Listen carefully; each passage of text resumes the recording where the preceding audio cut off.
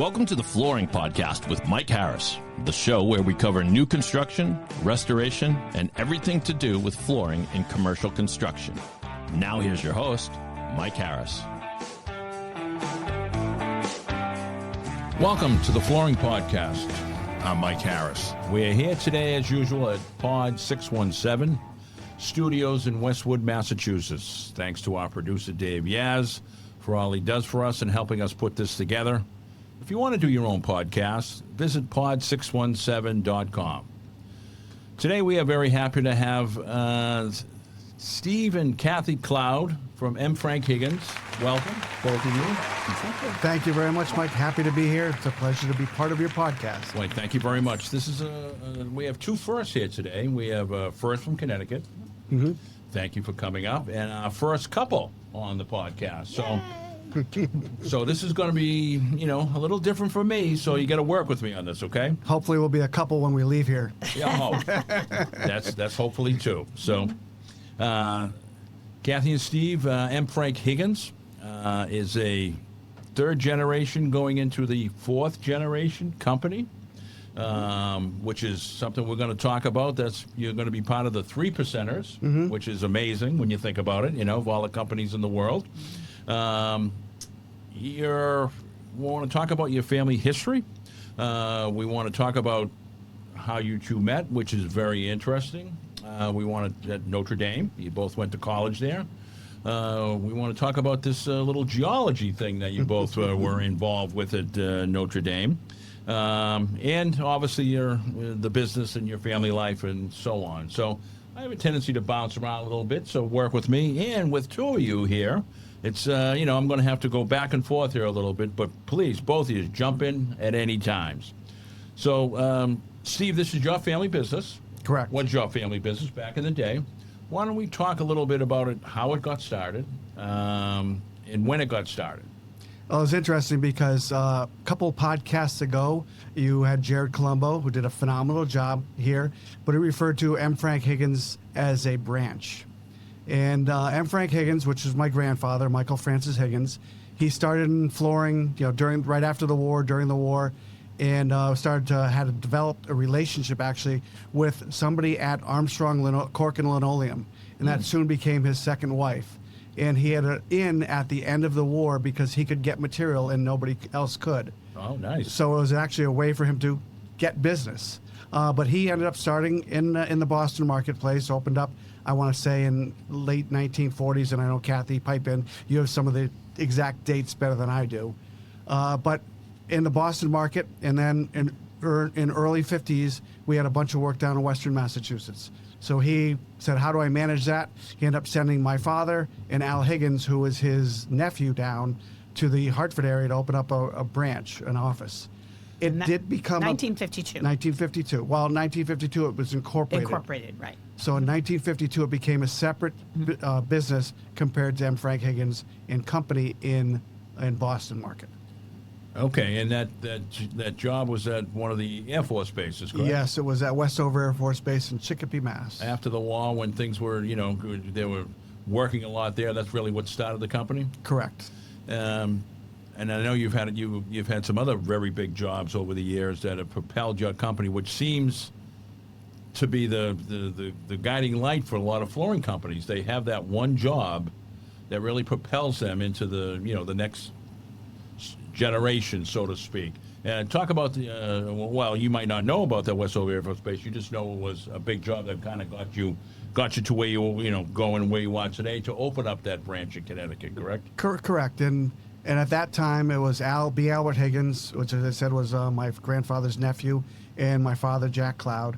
And they worked the Hartford market, worked into all the insurance companies, continued on some of the military stuff in the area, but that died down shortly after the war. Got into the education, especially with linoleum and the asphalt tile back then, and developed a nice business in that marketplace. We've always been in the Carpenters Union, so we've always had a good good labor force that's been bringing education, bringing a good quality to our end users. So they continued that way for many, many years. And I want to say in 1985, well, that's when we graduated from college, and that's when I came into the business after that. and had a lot of stress right around that time, and not because I came in, but you'd think so. But because in '88 my mother passed away, and then 7 months later my father's partner at B, Albert Higgins, passed away. Wow. So he lost both of his lifelong partners within a 7-month period. And it was like, all right, what happens now? And at that point, threw me into the presidency as I was, 27 years old? Wow. Something like that, 28 years old. Had no idea because, as we'll get to in a little bit, I went to Notre Dame and got a geology degree. It had nothing to do with business.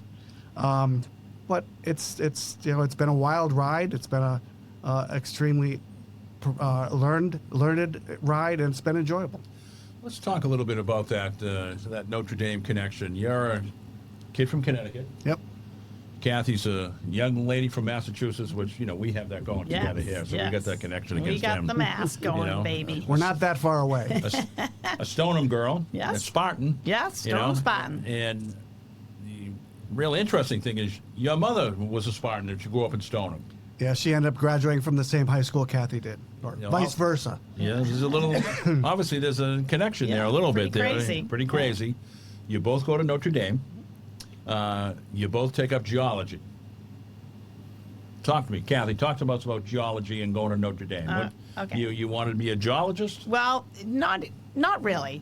I started as a engineer major at Notre Dame and had a great first semester, freshman year, and then second semester I'm thinking, this probably isn't for me.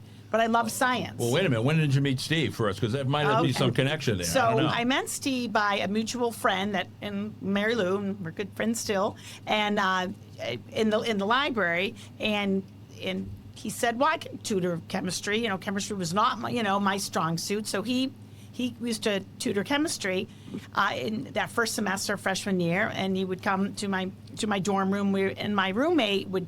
After we'd leave, she would blare, "Hey, you, get off of my cloud," that song, and she goes, "You're going to marry him." I would like to tell her, "Be quiet."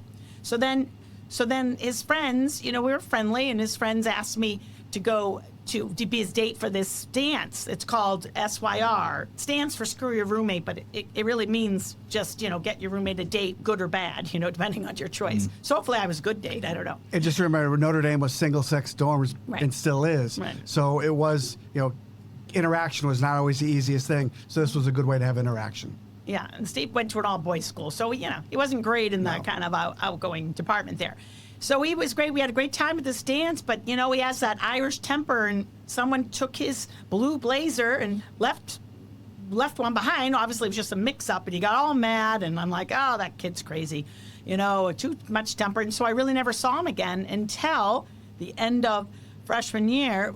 We go to this program called Meet Your Major. You go to see, all your classes that you're going to have.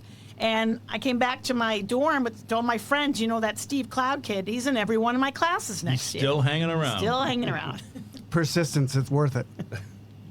That's a good trait now in business. Yeah, it is. That is a good trait. Yeah. Yes. Yeah. Dave, was that the Rolling Stones?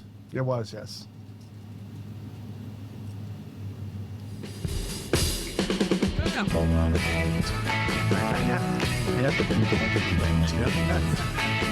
You're so big. Yeah. That was my college roommate, Paulette. Shout out to her in Chicago. She was, she said, "You're going to marry him," and she was accurate. 42 years later and going. 42 years later, and this. The song was that you said "Screw Your Roommate." The song was actually "Screw the Critics." That Mick Jagger wrote the song as a way to get back at the critics who kept. So get off my cloud. I did not know that. Yeah, exactly. That's good. That's good tidbit to know. There you go.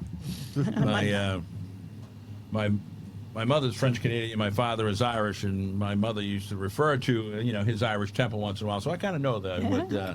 But, very similar dynamic. Her father was French Canadian. Yeah, but I can understand. The minute you saw that blazer was not yours, it's a little annoying. We'll give you a pass on that. Oh yeah, thank you. I appreciate that.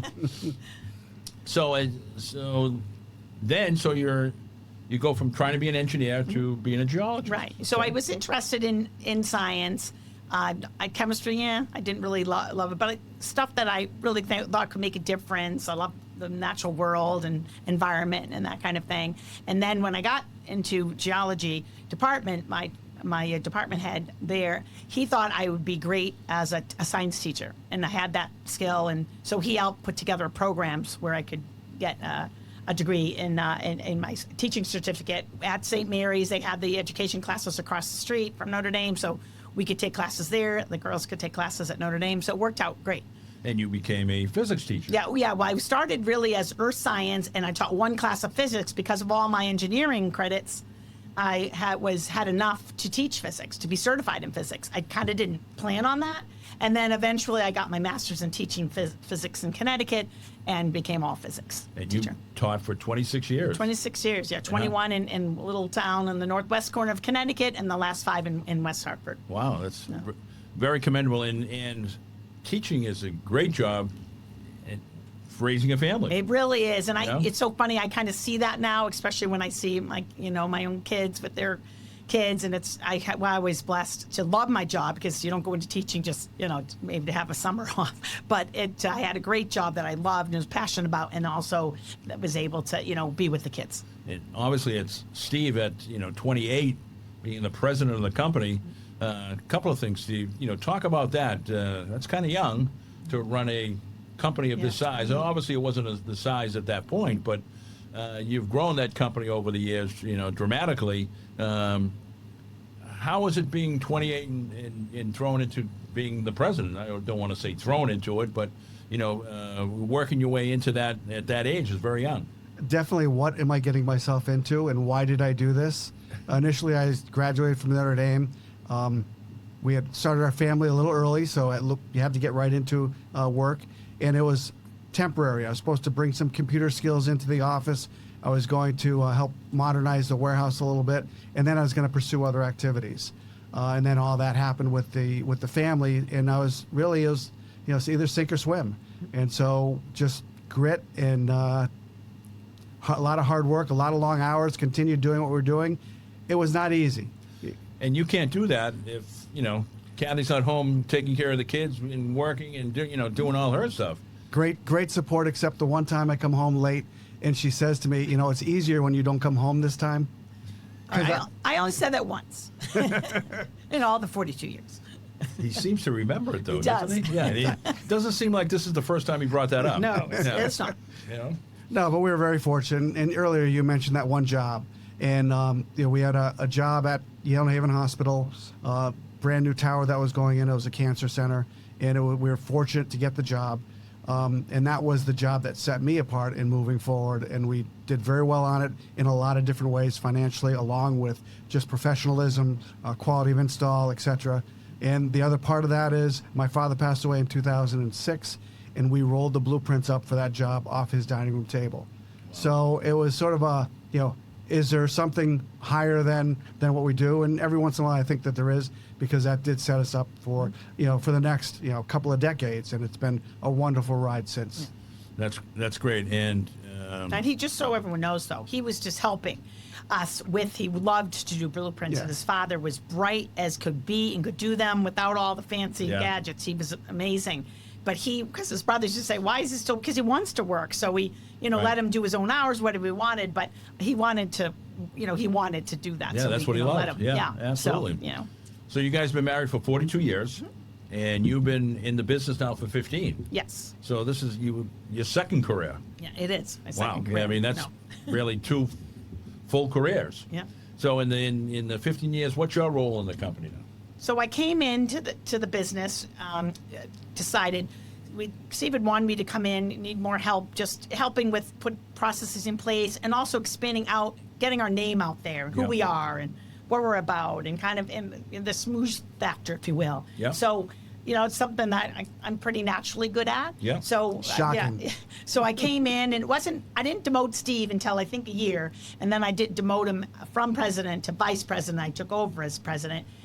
What took you so long? Yeah. So I had to learn. You make sure I learned enough to really make sure it was the right thing. And then we did get the WB designation, Connecticut, Massachusetts, nationally. So I think that's been a big help, especially on public projects. Yeah. But one of the things I brought was starting to just branch out there, go to events, get involved with the A&D community. Yep. really kind of educate who we are, how we can help them, how we, let's do partnerships more and be the best practices. And so it's been, I think, a really great thing. I don't know. He seems to think I do more than I think I do, but, I commend her because, we were the typical company, which there's still a lot around, that are bid houses. And it's not about the relationship. And she came in, and it's just because you have your head down and you just keep working and keep doing and keep doing. And Kathy came in and really, it's about the relationship. And, it really opened up my eyes to that. And I think, we have become so much more of a relationship business now than we were back then. And in addition, because I thought age meant something, and when I mean age is the age of the business, and it really didn't. It's who knows you and what's your reputation amongst the people that know you. Yeah. And she helped perpetuate all that. Yeah, you gave the business some personality that maybe it really didn't have. Yeah. Shocking why she would give her personality. Valid. I will say, though, it was like the big joke with all our employees, too, are in the office. I didn't make any money on anything I did. Well, no, I'm just give that to them, regardless. Like, it was so funny. I never asked for the sale. I'm terrible at that part. I'm not a salesperson at all. I can, everyone will know who we are and expertise, but we were laughing because I'm like, if I'm involved, it's usually not a moneymaker. Well, I've learned that, when people say I'm not a salesman, they're usually the best salesman, just because of, they're not trying to sell. Yeah. They're just talking about their business and talking about what they do and how they can help. Yeah. And it seems like that's what you do very well. Well, thank you. There was one of the funny stories about 3 years after I'd been in the business. Steve was on a job site at one of the hospitals, and the architect with the designer was coming around just checking everything out. And, he introduces himself to them. And then the designer goes, "Oh, you're Kathy's husband." He goes, "Oh, no, now I've been demoted." It's over. Yeah. It's over now. And like I said, you're a third generation going into your fourth generation. Your son Travis is obviously working for the business. You have 3 children? Yeah, we have 3 children. So Travis is our oldest. So we had him while we were still at Notre Dame. So he's another little fighting Irish. And then, but he's been in our business for 11 years now. He came in through, he has a master's in accountancy. Wow. So, but he's really running sales for us and jobs and quite a bit. He's really developed the Fairfield County area in Connecticut, all of southern Connecticut, unbelievably. Yeah. He's done an unbelievable job. And then we have a daughter, Jackie. And her husband is our senior estimator, so we're really happy to have him. And he's been in the business, I think, 16 years? 14 or 16 in that ballpark. Great. He did some remote work for us when our daughter was getting her PhD in Colorado, and that's how that started. And then our youngest is in Boston, and she's not in the business. I guess I'll just say yes. She's 10 years younger than Travis, and if she ever wanted to come in the business, she would rock it. Oh, that's great. And a fourth generation, like you said, is part of the 3%ers. It's just doesn't happen that much anymore. It just doesn't happen. Congratulations on having that happen. So I sat down with our wealth management people the first time we met them, and I said that to them and how proud I was of that statistic. And they said, well, most other people just sell the business and make the money and leave. So I wonder whether, which is the right path. We're very pleased and very, happy with our path. We value our employees so much, and they bring so much value to our life too. So and we're we have a very nephew happy. also that's been in the business also. He's probably going on number 19 years, I think. Wow. And so, project manager, and he's great. So it's really great to have that, family. But then we have a lot of other, obviously, non-family. We try to treat them like family. That makes a great company. You know what I mean? People want to get treated nicely. People want to, feel they're a part of something. And if they are, they're going to do a good job for you and stay. Some of the old school expressions that I learned from your past here, which I've learned in doing these podcasts, are great. Why don't you talk about that? You got the WIT. I like that. WIT. Whatever it takes. Whatever it takes. And that's really what got me through those lean times after my mother passed away and Al Higgins passed away, and we get through a lot of different things at that time. And then the other one is just we never say no. Yeah. That haunts us to this day to some extent because our summers tend to be busier than they would be comfortable at times or most of the time. But I think a lot of flooring contractors experience that.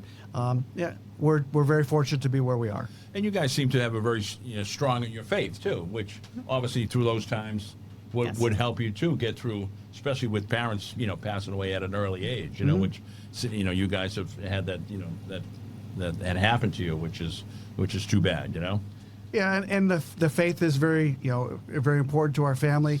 Kathy and I have been much better about it as we get later in life. But her uncle was a Notre Dame priest. He married us. He married our son, baptized our son, did our 25th renewal vows. Yep. So a very, very important part of our life. That's great. And again, talking to you guys about your history, in me being involved in the preparation part of the business. You talked about a job you had. We talk about bringing value to a project, and you talked about a job you had where you didn't like the specification because of potential problems down the road on a hospital job. Why don't you talk a little bit about that and what you brought to that project and to that architect? So again, at the Yale system, and we've been very fortunate. It's been a customer of ours now for almost or over 20 years. And just the ability to sit down with the general contractor, and even somebody of general contractors, typical of Turner, which doesn't want to always have participation from their partners. And this was a different mindset. It was, let's get a partnership going from the beginning. So there are many meetings with the architect, with the end user, direct from the hospital, and Turner Construction, myself, and local representatives to see what is the best path forward to make sure we don't have any problems in this hospital. Hospital, we all know how expensive it is to be in those buildings. ORs generate, $1 million a day. They want no failures at all. So really all of us worked in conjunction to say, this is the best path forward. We developed a plan, and we're following that plan. And, to this day, we're dotting our I's and crossing our T's and just bringing it to everybody's attention that this is how it's being done, so we won't have problems down the road. It's been a real success for us, and I'm very pleased to be part of that. No, that's great. And you must be very proud that, first of all, that people like Turner listen to you, and they listen to you for a reason, because, you've been there before and done it before. I've personally been involved with MRI rooms where a general contractor has called the flooring guy and said, we got an MRI room, we need to do it tomorrow, let's get it done. And they might have plywood or something down there, which is like, okay, well, these are the things that we have to do to make this right. And they're like, well, no, we don't want to do that, we want to get it done today. And it's like, no, guys, this is an MRI room, and this can't ever go down. As like you said, it gets very expensive to go in after the fact and fix these things that general contractor just wanted to push their way through. So that's commendable to you to bring that information to them, and just shows what your kind of reputation you have in that area. We also learned, and I like to talk about mentors. What kind of mentors you have in your life, and one of them was your high school English teacher, which I really love that story. Why don't you tell us that story? So his name was Sid Clark. I went to Avon Old Farms, which is a prep school in Connecticut. And he was an older gentleman, never been married. He actually modeled his life after Henry David Thoreau, including going over railroad tracks, down a path to a house by the water, which was all Henry David Thoreau. I lived at Walden Pond. And English wasn't my forte. I was definitely more of a science geek, if you will, while in high school. And he just challenged me. He challenged me to a point where we had evening lectures and would have to get up and lecture in front of people and do things that were completely out of my comfort zone. And I've said it to my kids. I think the best teacher is the hardest teacher on you at the time. And he was just phenomenal. And I think to this day, I still write fairly well, even though I don't practice it. I mean, one little funny story out of that is Kathy and I were in the same English class at Notre Dame. She would read the book. She would tell me a little bit about it, would write stories or write reports on it, papers, and I would get a better grade than she would. Yes. So all that came, I believe, from that leader or from that mentorship during those times. And that was 2-year mentorship. It was a higher level class, which really took a lot out of us, but it was well worth putting the time into it. Wow, that's I love that, and that like you said, it carries you out through the rest of your life. Which is these mentors in our lives. We all have them. You also talked about your parents as being mentors. Yeah, I was let's see, my parents had me when they were 40 years old, so they were much older, much more mature. That's right. You were the youngest of 5. I was the youngest of 5. Yeah, well, the last one, yeah. So all 5 boys too, and I was the youngest. And to this day, my brothers still remind me that I was the youngest and the most spoiled. So that's part of it. But they were great role models. Unfortunately, my mother passed away when Kathy and I were 24. But just to see the things that she did and the respect people had for her, giving back to the community, the lifelong friends that she had was a great lesson for me, because I was definitely more of an introvert.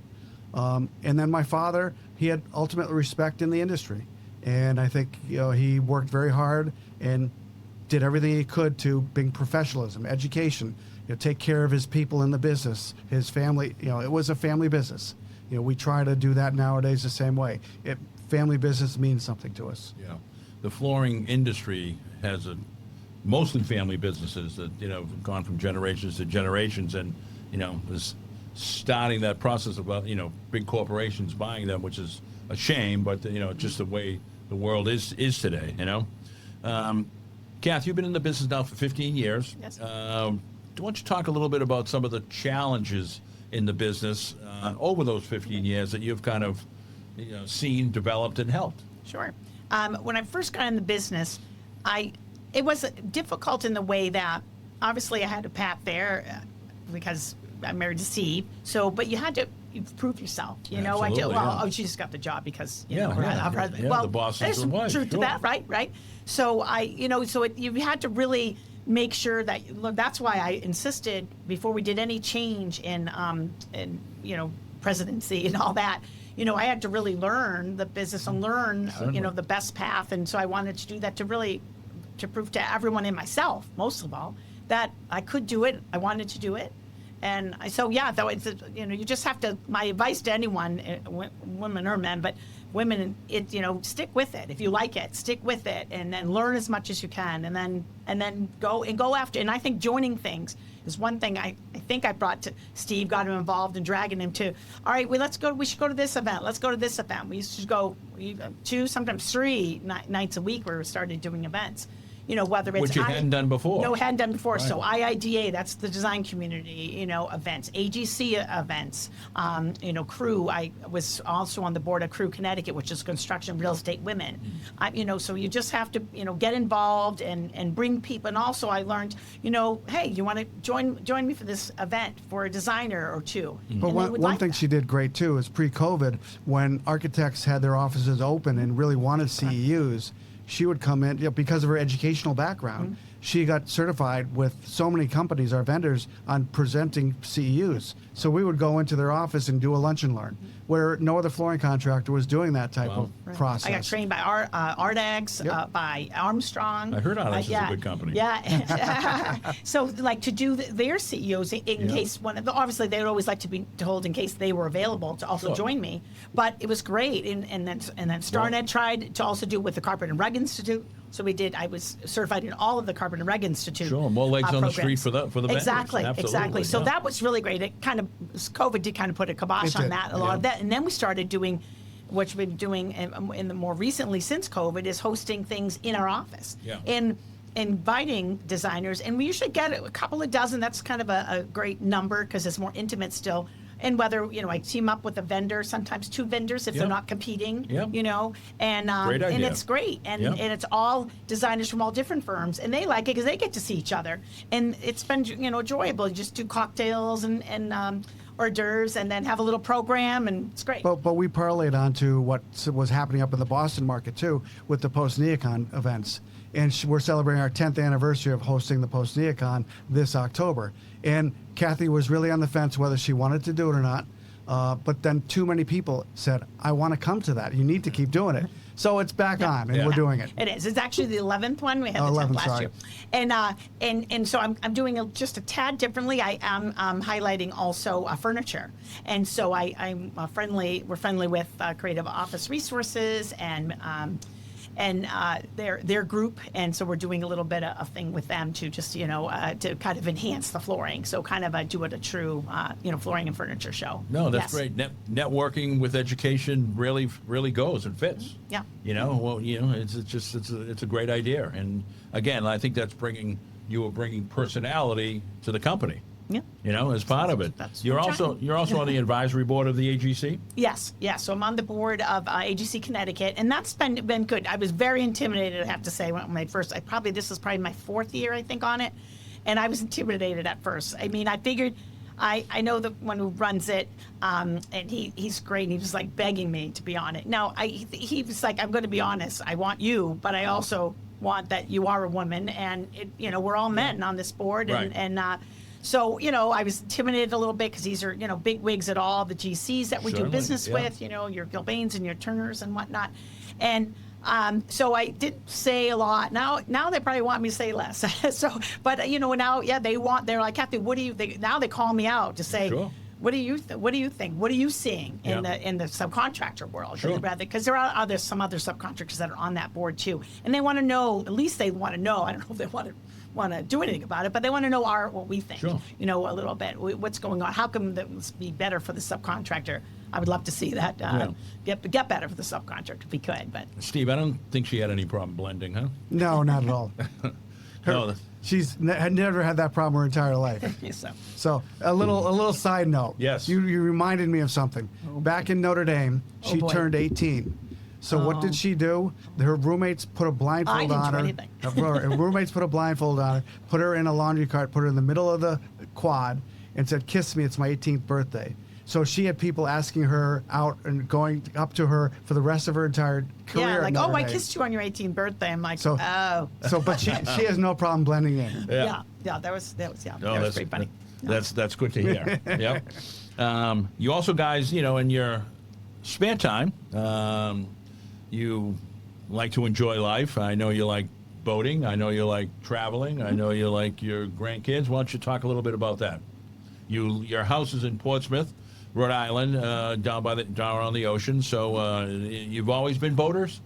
Yes, I grew up on a lake in western Massachusetts in the summertime, and had a ski boat up there. And then when we got married, that's where we spent our summers, being a school teacher. I'd go back and forth to work, and I've always had a ski boat up there. Would go out typically every night and water ski, and it was a lot of fun. Yeah. And I've always had a boat of some kind ownership. Now you're ocean boaters now? We are ocean boaters now. Is there a big difference? Yes, there is. Yes. The cleaning, it's so much easier on the lake.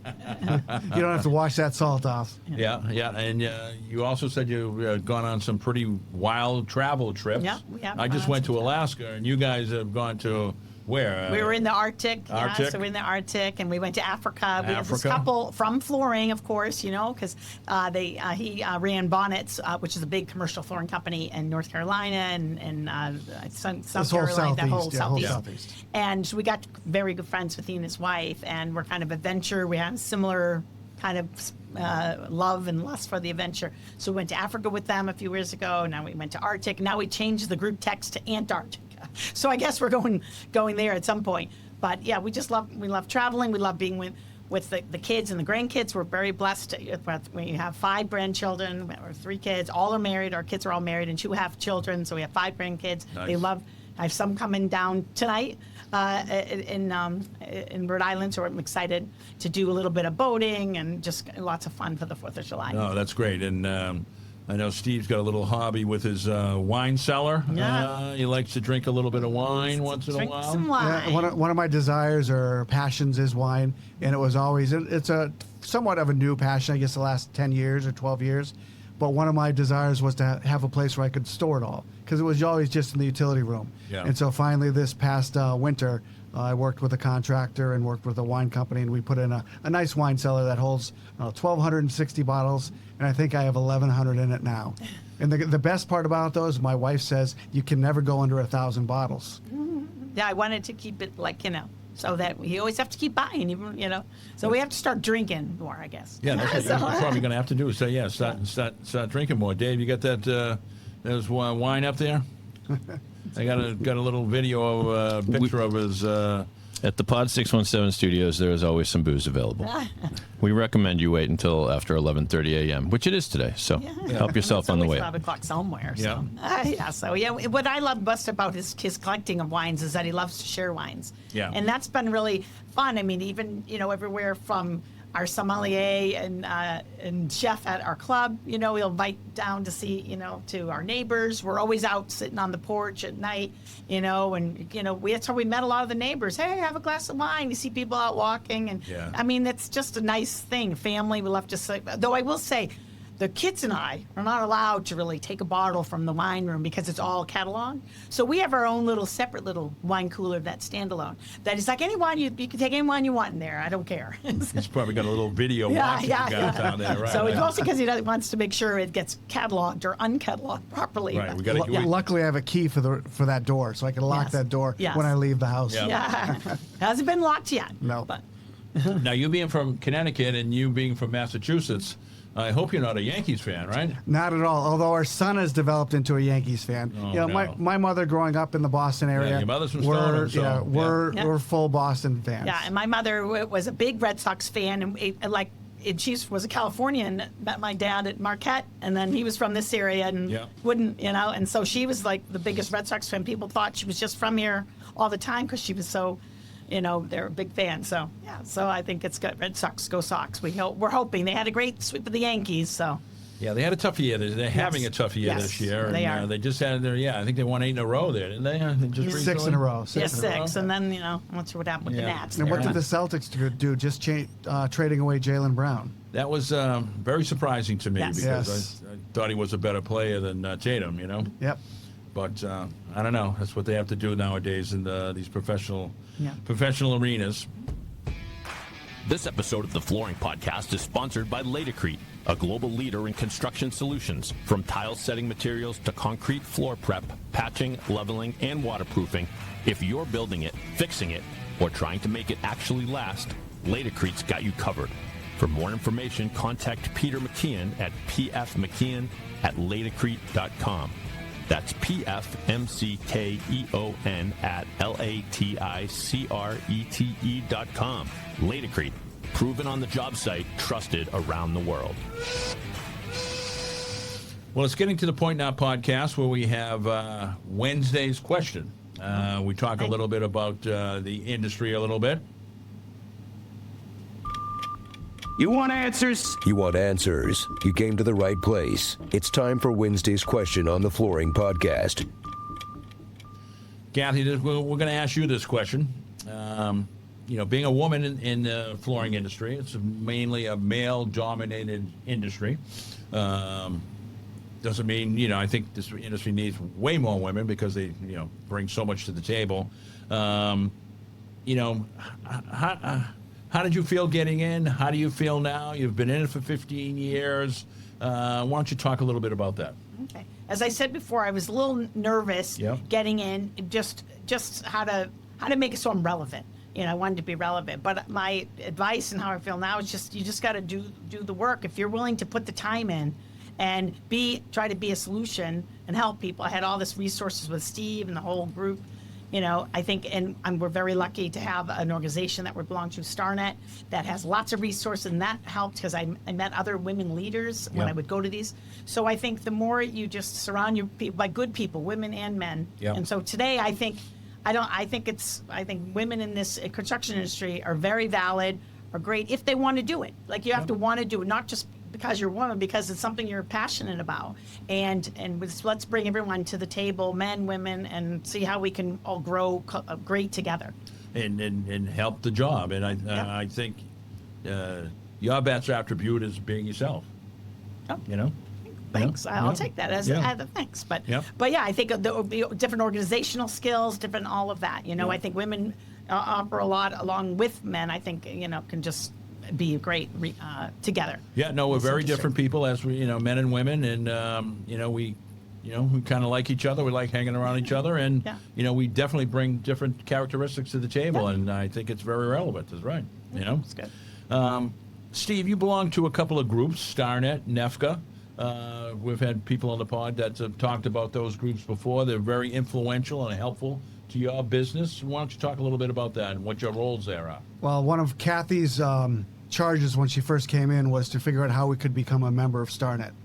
And so that was... So that was your idea. Well, See? they denied us 1 year before I was actually in the business. I mean, I really? still helped out sometimes in the business in the summers in particular, but yeah, they denied us. I never let them let it down. Okay. But yeah, and so many of us feel this way is, when we're in a business, a family business like this, you're almost like an island on your own. Yeah. And it's hard to get people to open up and talk about how they do something, whether it's, operating systems or how they manage their business or, what education they do for their people, Share all those ideas, different yeah. ideas, all those shareable ideas. And that's what these associations are meant to do. And sometimes it's easier with an organization like Starnet because everybody is from around the country. I mean, we have 174 members including 425 locations from the United States and into Canada. I'm fortunate. People seem to think that I was a leadership quality, and they've elected me to be the chairman of the board. Congratulations. Thank you. It's something that I enjoy doing. It's a challenge. You get to see how the sausage is made, which isn't always easy to go through all that. Yeah. But I think all that has helped our business in so many ways. Getting to know, you go to the Starnet meetings and you have the presidents and CEOs from all the different vendors there, and you get to know them and talk to them about, they don't really want to hear what your problems are, but they want to help you solve the problems and how we can look forward in the future and do better together. So I think it's a really worthwhile. And recently, because our goal is to get more and more presence in the Boston marketplace, was to become member of NEFCA. And through Jim's Burke help, we became a member of NEFCA because we're doing work up here. He invited us in. And since because of my affiliation with Starnet, they asked me to be on the board with NEFCA. I volunteered to be on the board. They accepted it. And now I'm on my second year with that and been elected vice president or vice chair, whichever they refer to. I apologize. And, look forward to just sharing information. We just came back from a wonderful NEFCA meeting where all of us went to Bermuda and we shared ideas, especially around technology. Yeah. I mean, our industry is so lacking in technology, and anything that I can do, because I'm with Starnet, we get a lot of the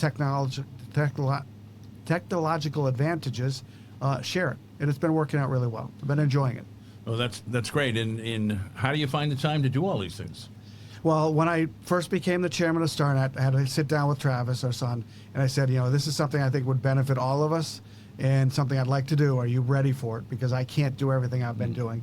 And he said yes. And he has stepped up to the plate. He does an unbelievable job with the work and in the operation side. So I'm thankful for him to be able to have the opportunity. Plus, it is also setting up for retirement. Yeah. As I get older, I want to have the less opportunity or less need to be in the office on a daily basis. Always around to help however I'm needed, but if I can pass operations off to somebody, I'm happy to do it.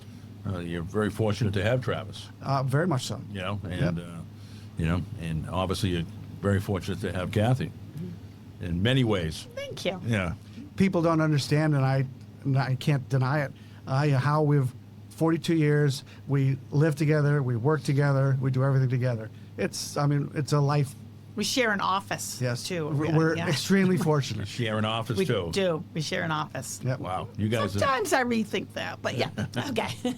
No, that's great. Congratulations on first of Thank all you. on your 42 years of marriage, because that's Thank you. Yeah, that's record. What percentage is that, Dan? Yeah. That's probably less than the 3. Dave, ask what percentage of that is, and we'll come up with that answer, because that's not that great. I mean, I'm on my second marriage. Like 50% of us are, so you guys are doing very, very well. And then to be able to incorporate, a business, working together, and not just a small business, but a very large business. 42. 42. You have what at any given day, 80 to 100 people working for you. Yes. Yes. Yeah. Yeah, so- Yeah, we're up to We're 82 100 people in the field now. and 105 including the office. That's a relatively large employee. That's a relatively large weekly payroll. Oh, yes. So you're not only a flooring contractor, you're a bank. Yep. Big bank. And congratulations. I'm the best accounts receivable clerk. And Steve is. He is the best at the AR, right? Collecting money. Don't like to say that, but yes, No. it takes all aspects. You do what you do. You got to do it all, and you've probably both done every aspect of the business so far. I haven't seen her install any Flash Cove sheet vinyl yet. No, I've not. No, they I don't. think They she'd keep be me good away. at it. They Yeah, keep I me think away so. from that install part. She's a good learner. Yeah, she can do it. No, that's great. All right, we're coming up to the end of the podcast. And at the end of the podcast, we have our famous 3 questions. We got important business before you go. It's Mike's famous 3 questions to finish the show. All right, and you're both going to have to answer them, okay? Mm-hmm. Okay. You ready? Ready. What's your favorite ice cream? Kathy, you first. My favorite ice cream is called the Dirty Grasshopper, and it's sold at the juice bar in Nantucket. Dirty Grasshopper, what that is chocolate mint chip. It's amazing. It's amazing. Dave, we've had a mint chip, haven't we? Was that a chocolate mint chip? Yes, indeed. This is the second. We applaud the creative name of the Dirty Grasshopper. However, if we're for the polling purposes, we're going to say mint chocolate chip, which brings the mint chocolate chip total up to 2, actually. I will allow that. Okay. Thanks. Steve, how about you? Well, you challenged me on my affiliation on sports teams, so my favorite is the Green Monster, also at the Nantucket Juice Bar, and that is more like a peppermint stick. Oh, peppermint stick. But a Green Monster is a great name. It is a great name, and I don't think we've had any peppermint sticks yet, Dave. No, that would be the first for peppermint stick. And the totals remarkably remain mostly unmoved, but for the record, the leader in the clubhouse continues to be cookies and cream at 4. Mint chocolate chip has moved into 3rd place now. Nice. Thanks to Kathy's entry. All right. And 2nd place remains coffee, which I still think is the biggest upset because coffee? Come on, people. And then we got rum raisin, blueberry pie, praline and cream, Rocky Road chocolate chip, and peppermint stick on the board now. So well done all around. Now I'm hungry for ice cream. Me too. All right.